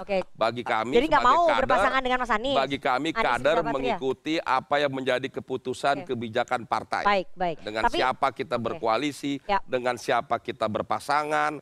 Itu kami serahkan kepada pimpinan partai akan bijak, apalagi Pak Prabowo, nanti ada Pak Dasko, Pak Muzani dan seluruh Pak Hasim akan memutuskan yang terbaik. Itulah yang kita, siapapun yang ditunjuk kami sebagai pimpinan DKI Jakarta dan jajaran pengurus semua akan mendukung dan memperjuangkan memenangkan. Sebagaimana kami berjuang juga bersama-sama memenangkan Prabowo Gibran di DKI Jakarta. Nah ini kan Prabowo Gibran menang ya di DKI Jakarta. Kami dengar infonya Gerindra sedang ini nih ngintip-ngintip kira-kira Mas Kaisang bisa nggak nih jadi wagub gitu. Belum cukup umur. Wagub belum cukup umur ya? Cukup umur. Oh kalau kemarin Wapres bisa kan cukup umur? Oh nggak tahu kalau emang masih ada paman. Jangan dibentur-benturkan ya. Jadi kita mengikuti ya kalau Wapres kan sudah ada putusan Mahkamah Konstitusi. Sekarang kita mengikuti ketentuan aturan yang ada. Jadi sekarang Gerindra mengikuti ketentuan aturan yang ada ya? Ya tentu dong. Jadi Mas Kaisang nggak bisa dong? Partai yang sangat patuh dan taat Berarti pada Mas Kaisang nggak konstitusi. bisa maju di... Ya kalau tidak memenuhi syarat secara undang-undang masa mau dipaksa-paksa. Oke, jadi dari kalau Gerindra nanti akan memprioritaskan dari internal partai. Partai Gerindra akan memutuskan yang terbaik. Sejujurnya semua partai, jangankan partai besar ya pemenang pemilu, partai yang baru berdiri saja ingin kader-kadernya tampil dari internal dong. Menjadi capres, cawapres, gubernur, wakil sampai juga wakil wali kota dan seterusnya, bahkan caleg-caleg. Namun demikian ya kami semua patuh dan taat kepada partai. Baik. Saya mau ke Mas Adi. Mas Adi, Anda melihat jawaban tadi Mas Wiwi dari Nasdem dan juga Bang Erwin dari Golkar, kayaknya koalisi di pilkada ini akan jauh lebih cair ya dibandingkan dengan koalisi di pilpres. Artinya ya nggak peluangnya bahwa koalisi perubahan akan sama-sama ataupun koalisi Indonesia Maju sama-sama itu masih bisa berubah ya, Mas? Memang tidak pernah ada rumus mutlak bahwa koalisi di pilpres itu akan inline dengan koalisi di pilkada ya. PDIP dan PKS itu kan baina sama wal lubang sumur. Jadi bagaikan langit dan lubang sumur yang nggak pernah bertemu di konteks politik apapun. Tapi di pilkada kita sering melihat PDIP dan PKS itu berkoalisi. Atau sesuatu yang tidak pernah nyambung, misalnya PKB dan Anies, tapi tiba-tiba dia kemudian bisa maju bersama gitu ya. Yang ingin saya katakan adalah based on dari koalisi di pilkada itu soal interest. Kalau menguntungkan bagi partai, sekalipun itu bukan koalisional presiden, misalnya berhadap-hadapan di 2024 akan ketemu. Kalau ada titik temu antara Gerindra dengan Nasdem, apa yang kemudian bisa dielakkan dari itu semua? Toh kalau bicara tentang Anies misalnya, yang punya nama besar di Jakarta ini rasa-rasanya memang agak sulit untuk membantah. Tapi kan saya selalu mengatakan, saya berharap 4 orang yang ada di sini maju di 2024 ini. 2024. Ini Wibi orang top, sudah kepilih lagi jadi DPRD. Bang Mardhani di Jaktim suaranya mantap. Kan nggak mungkin PKS itu direkrut hanya ingin jadi saksi terus gitu loh Pak Ustadz. Jadi ini penting untuk dilihat. Kalau memajukan kader internal sendiri kan bagus. Kemudian Bang Riza Patria kita tahu lah, pengalaman jadi wakil gubernur, ketua DPD Jakarta, dari Gerindra. Dan kalau kita bicara tentang data survei kita di akhir Desember, salah satu nama yang paling menonjol di Jakarta adalah Bang Riza, mewakili Gerindra. Ada di situ ada Anies, ada Ahok. Kalau kemudian bicara tentang Golkar, Bang Erwin memang pendatang baru, tapi suaranya kan luar biasa betul suaraan pileknya. Ini adalah satu instrumen yang menurut saya bisa dijadikan sandaran bahwa inilah orang-orang yang paling mungkin. Ya setidaknya kalau kita WA dibalas lah ketimbang mereka yang kemudian sering kita bicarakan. Tapi siapa dia kemudian nih? ya terutama kebijakannya itu yang tidak pernah ya menyentuh persoalan-persoalan rakyat secara umum. Ingin saya katakan adalah 2 variabel penting kalau bicara pilkada Jakarta. Pertama, yang disebut dengan Bang Erwin tadi, data driven itu. Pasti yang dibicara tentang ini siapa yang populer, siapa yang elektabilitasnya bagus. Kalau bicara data, itu akhir Desember, pertama memang Anies Baswedan. Yang kedua itu dari PDIP Ahok. Yang ketiga itu adalah Ridwan Kamil, itu harus diakui. Yang keempat itu ada Riza Patria. Yang kelima baru ada Sahroni, ada Pak Mardhani dan seterusnya. Kalau hari ini disurvei, nama-nama ini muncul, Rifana. Kenapa? Karena memang menjadi spotlight pembicaraan soal mereka punya potensi untuk maju di 2024 pilkada. Nah, tapi yang ketiga variabel penting, bahwa percuma punya nama besar, punya popularitas dan elektabilitas. Kalau tak punya tiket, keputusan elit itu berubah. Saya kira akan wassalam semuanya. Nah, itu pentingnya pilkada. Siapa kira nama-nama yang muncul di survei itu, kemudian dia tidak mendapatkan tiket. Anies bolehlah hebat. Bolehlah popularitasnya bagus di Jakarta. Tapi kan kalau dia maju lagi di Jakarta, ini kan secara tidak langsung menurunkan grade kapasitas dia, politisi dia yang sudah levelnya nasional. Masa balik lagi sih ke Jakarta gitu. Kayak nggak ada orang lagi aja di koalisi perubahan ini. Oke, kita nggak tahu tuh nanti itu. Koalisi perubahan bisa nggak tuh talent scouting orang-orang baru ya? Atau mungkin koalisi lebih cair nanti, bisa bergabung ke Koalisi Indonesia Maju. Nah, setelah ini kita akan minta tanggapan dari teman-teman mahasiswa, apakah mereka merasa bahwa gubernur ini harus dipilih langsung lagi atau dipilih oleh presiden, dan siapa kira-kira sosoknya yang di mata mereka ini mampu untuk bisa memimpin Jakarta ke depan. Tapi kita harus jeda terlebih dahulu, jangan kemana-mana, tetap bersama kami di Political Show.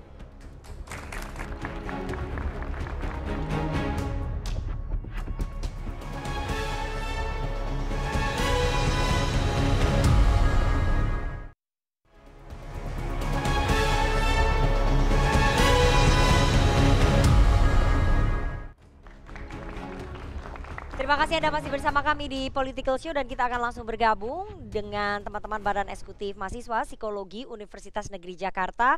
Bagaimana suara mereka terhadap pemilihan Gubernur DKI dan sosok seperti apa yang ada di pandangan mereka. Kita akan langsung beri kesempatan. Siapa dulu, Bintang atau Fahrul? Oke, terima kasih atas kesempatannya. Sebelumnya perkenalkan Bapak-Bapak yang terhormat, saya Bintang Al-Harits dari Ketua BEM Fakultas Pendidikan Psikologi UNJ. Izin bertanya nih Bapak-Bapak.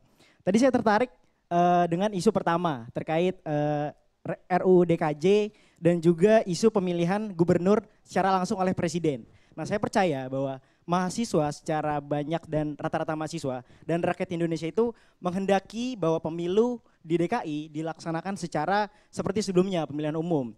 Tapi tadi yang saya lihat dan saya juga mengutip pertanyaan Bang Adi tadi bahwa politisi ini tidak bisa dipercaya, bahwa omongan politisi ini sangat dinamis. Di saat isu sudah dilempar, maka itu akan menjadi bola panas yang bisa bergerak kemana saja. Dan di saat motif A gagal untuk membuat perilaku A, belum tentu motif B juga gagal juga.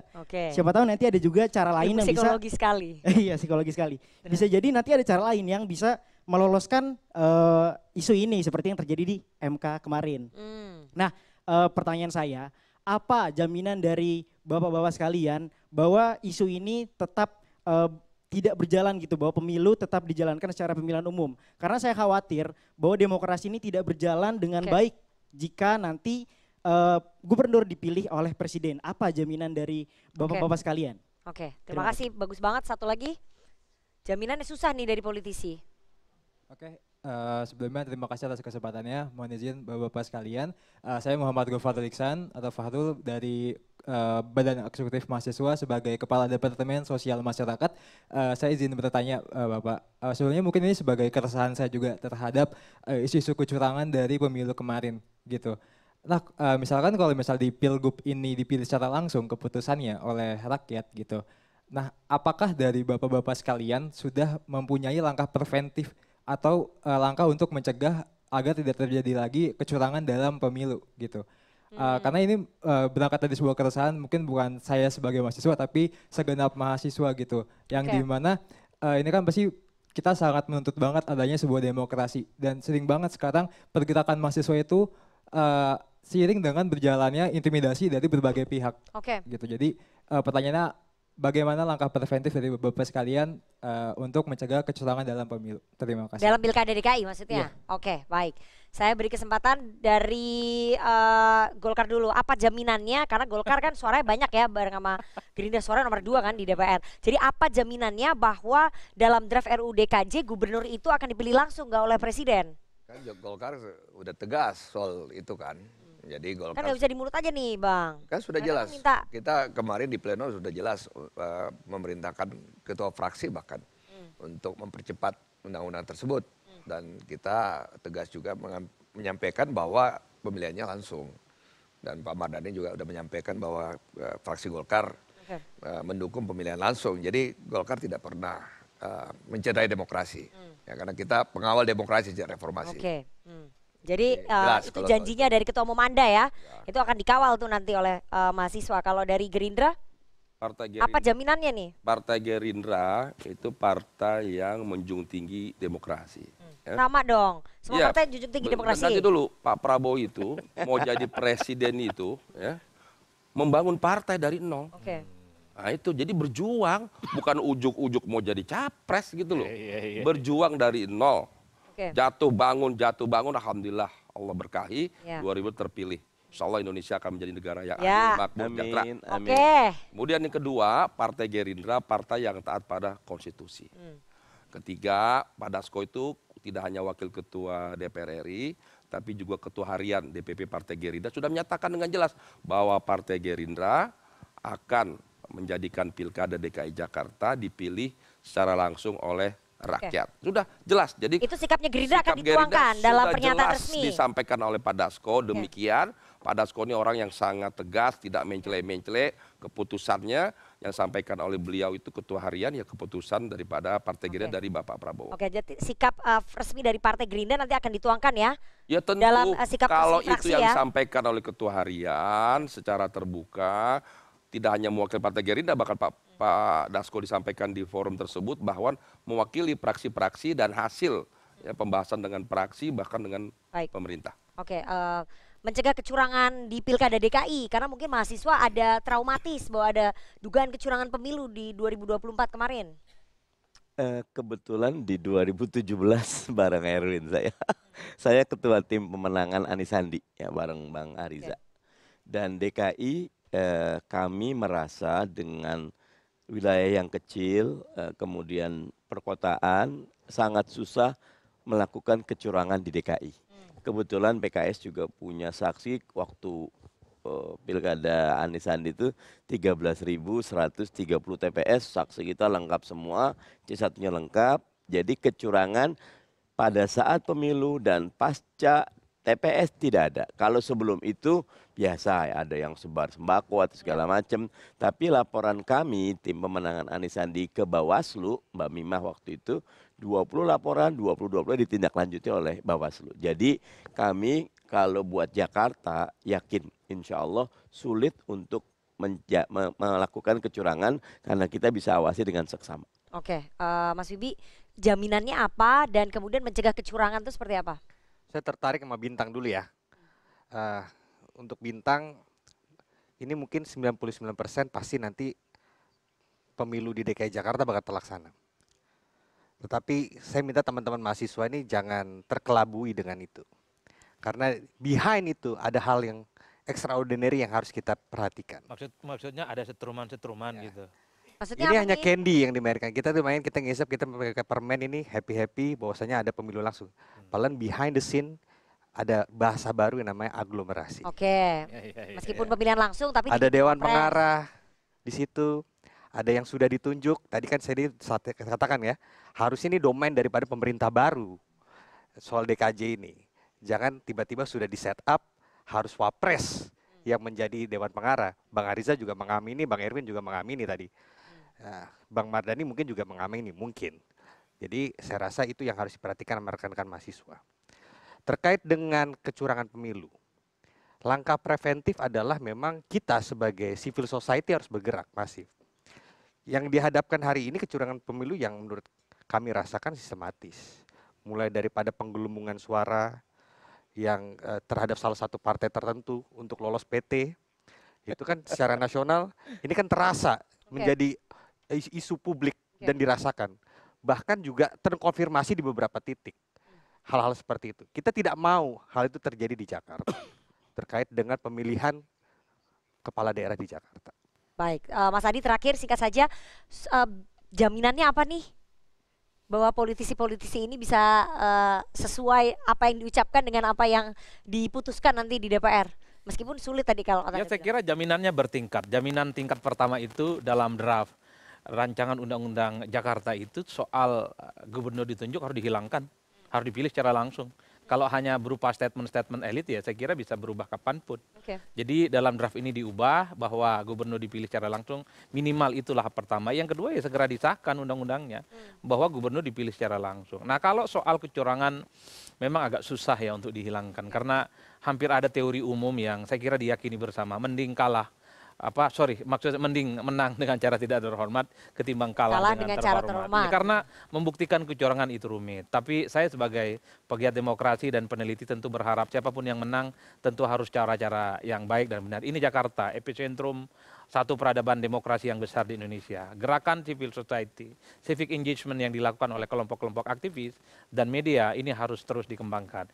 Minimal Jakarta ini di 2024 jadi portofolio bahwa kecurangan itu bisa diungkap dan dipidanakan dan pelakunya itu jerat tidak mengulanginya lagi.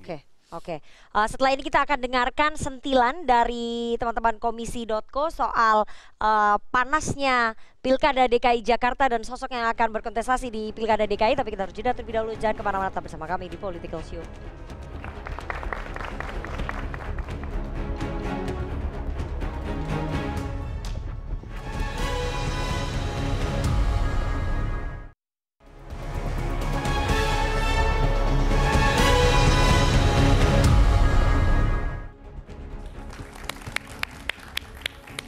Assalamualaikum warahmatullahi wabarakatuh.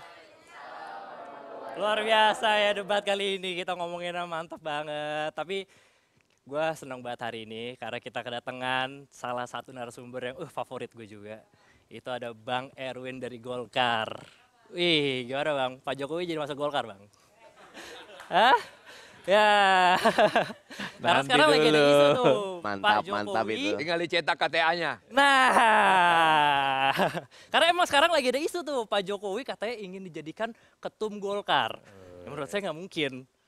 Maksud saya nggak mungkin orang baru langsung jadi ketum kan. Maksudnya ini Golkar loh, bukan PSI gitu. Sweet.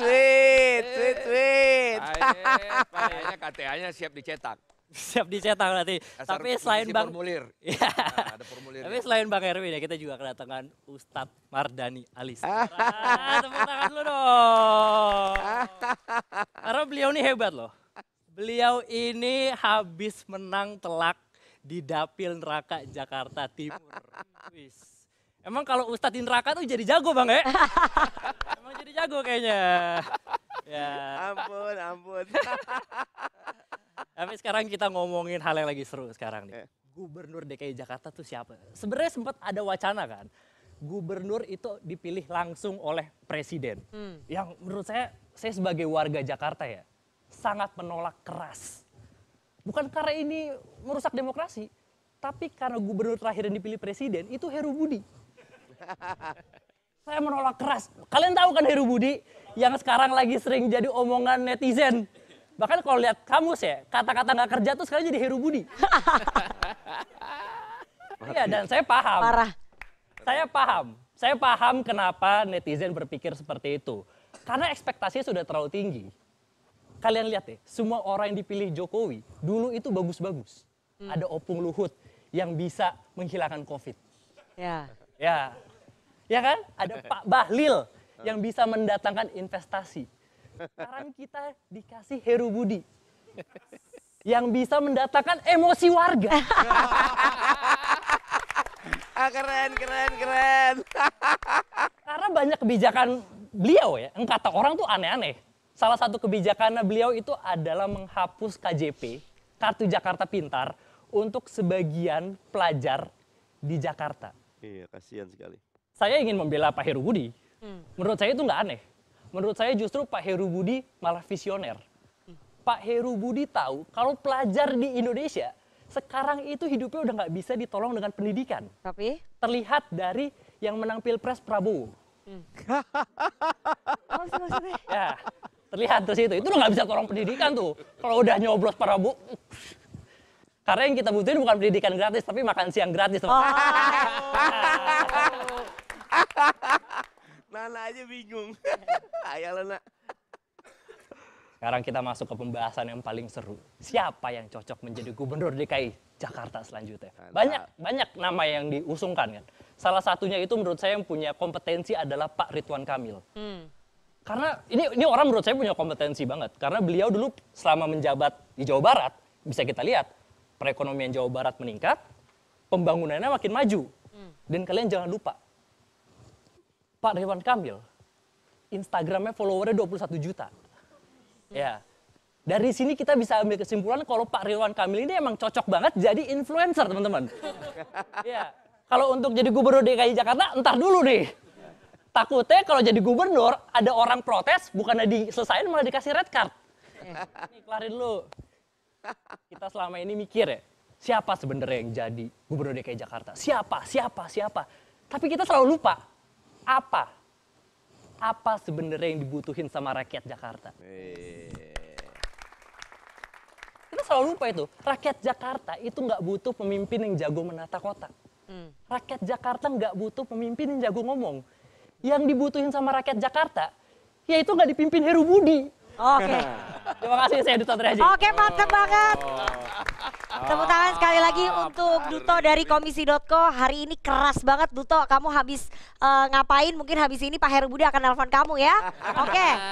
Penampilan dari Duto Komisi.co tadi sekaligus menutup dialog kita pada malam hari ini. Dan terima kasih kepada seluruh narasumber yang sudah hadir di studio dan juga teman-teman dari Badan Eksekutif Mahasiswa Psikologi Universitas Negeri Jakarta. Dan kita akan ketemu lagi hari Senin depan jam 20.30 waktu Indonesia Barat. Saya Rifana Pratiwi pamit, selamat menunaikan ibadah puasa.